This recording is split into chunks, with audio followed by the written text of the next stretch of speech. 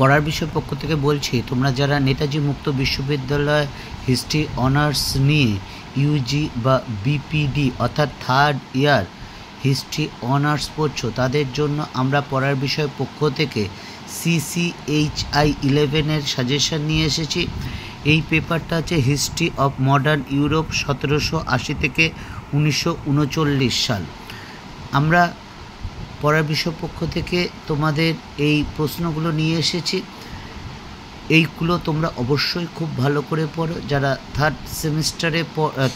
Third ইয়ারে পড়ো, তোমরা জানো যে নেতাজি মুক্ত বিশ্ববিদ্যালয় সেমিস্টার পদ্ধতি চালু করলেও বছরে কিন্তু একটা পরীক্ষা হয়, অর্থাৎ প্রথম বছর প্রথম দ্বিতীয় সেমিস্টার, দ্বিতীয় বছর তৃতীয় চতুর্থ সেমিস্টার এবং তৃতীয় বছর পঞ্চম ষষ্ঠ সেমিস্টার। তোমরা এই দ্বিতীয় বছর অনার্সে তোমরা তৃতীয় এবং চতুর্থ সেমিস্টার পরীক্ষা দিয়েছো এবং থার্ড ইয়ারে অর্থাৎ ইউজি বিপিডি থার্ড ইয়ার তোমরা ফিফথ সেমিস্টার এবং সিক্স সেমিস্টার একসাথে পরীক্ষা দেবে। আমরা আজকে যে ফিফথ সেমিস্টারে CCHI 11 অর্থাৎ হিস্ট্রি অফ মডার্ন ইউরোপ 1780 থেকে 1939 সাল পর্যন্ত যে গুরুত্বপূর্ণ প্রশ্ন, যেগুলো তোমরা অবশ্যই ভালো করে পড়া উচিত, এগুলোকে এর মধ্যে থেকে কিন্তু প্রশ্ন অবশ্যই কমন আসবে। তোমরা প্রশ্নের প্যাটার্নটা জানো, তবুও আরেকবার আমরা দেখিয়ে দিই। দেখো, তোমরা জানো তোমরা যে লিখিত পরীক্ষা দেবে, যে অন্য কলেজে গিয়ে সেখানে 50 নম্বরের পরীক্ষা দেবে, তো আর অনলাইন অ্যাসাইনমেন্ট দেবে 20 নম্বরে, অর্থাৎ টোটাল 70 নম্বরের পরীক্ষা হয়।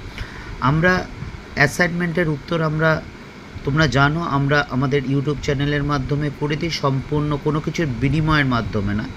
আমরা নিজেদের ইউটিউব চ্যানেলের মাধ্যমে সম্পূর্ণ উত্তর তুলে ধরে history, pol science, philosophy, education, বিগত বছরে আমরা প্রায় 83টি সাবজেক্ট আমরা কিন্তু ইউটিউবের মাধ্যমে অ্যাসাইনমেন্টের উত্তর করে দিয়েছিলাম, এইবারও করে দেবো। তা যাই হোক, মার্কস ডিভিশন দেখো, যে অন্য কলেজে গিয়ে পরীক্ষা দেবে 10 নম্বরের 4টে কোশ্চেন থাকবে, তোমায় 2টো লিখতে হবে, এবং 6 নম্বরের 10টা কোশ্চেন থাকবে, তোমায় 5টা লিখতে হবে, টোটাল 50 নম্বরের পরীক্ষা। তা চলো প্রথমে আমরা 10 নম্বরের সাজেশনগুলো শুরু করি।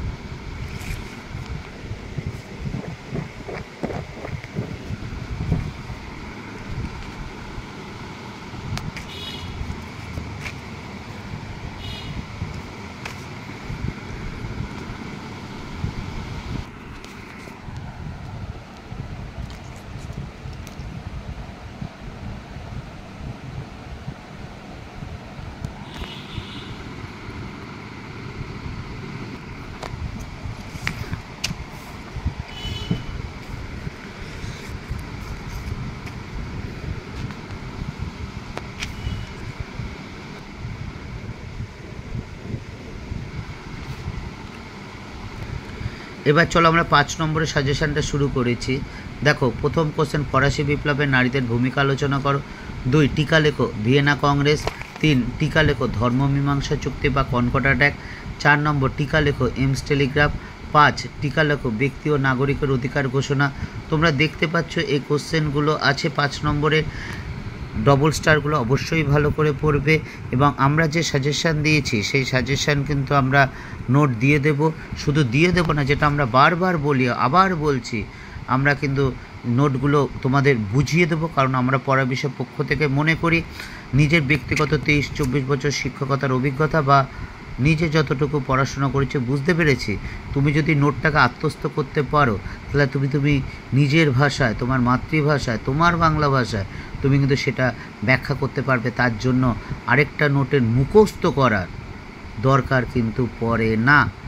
কাজেই তোমরা জিনিসটাকে বোঝার চেষ্টা করো, নোটটাকে আত্মস্থ করার চেষ্টা করো, বিষয়টাকে আত্মস্থ করার চেষ্টা করো, মুখস্থ করার চেষ্টা কিন্তু করো না। এবং আমরা পড়ার বিষয় পক্ষ থেকে তোমাদের নোটগুলো দেওয়ার সাথে সাথে কিন্তু বুঝিয়েও দেব। আশা করি তোমরা বুঝতে পারবে, কিছুটা হলো আত্মস্থ করতে পারবে। যদি মনে হয় আমাদের এই চ্যানেল তোমাদের উপকার করতে পারে বা ভালো লাগছে, তাহলে চ্যানেলটা অবশ্যই সাবস্ক্রাইব করো বা বেল আইকন টিপে রেখো। আরেকটা কথা, আমাদের এই পড়ার বিষয় চ্যানেলটা আমার ব্যক্তিগত নয়, আমরা প্রায় 14 জন আছি যারা বিভিন্ন স্কুল কলেজের সাথে দীর্ঘদিন শিক্ষকতা করে আসছি। আমার ব্যক্তিগত 23-24 বছর শিক্ষকতার অভিজ্ঞতা এবং আমাদের গ্রুপে সবচেয়ে বড় যেটা বৈশিষ্ট্য হলো আমরা কেরিয়ার কাউন্সেলিং করি। আমাদের গ্রুপে একজন আছেন যিনি 37-38 বছর অভিজ্ঞতা সম্পন্ন কেরিয়ার কাউন্সিলর। কাজে তোমাদের এই ফাইনাল ইয়ার কমপ্লিট করতে চলেছো গ্র্যাজুয়েশনে, তোমাদের যদি মনে হয় যে তোমরা এরপর কী করলে ভালো হয় না হয়, যদি আমাদের জানাও তাহলে আমরা কিন্তু তোমাদের অবশ্যই সাহায্য করার চেষ্টা করব। এটা বলতে পারি 100% হয়তো সফল হব না, কিন্তু 99.99% কিন্তু তোমাদের হয়তো দিশা দেখাতে পারবো। পড়ার বিষয় পক্ষ থেকে এতটুকুই। অগ্রিম শুভেচ্ছা। ভালো থেকো, ভালো পরীক্ষা দাও, অবশ্যই পাশ করবে, নিজের উপর বিশ্বাস রাখো।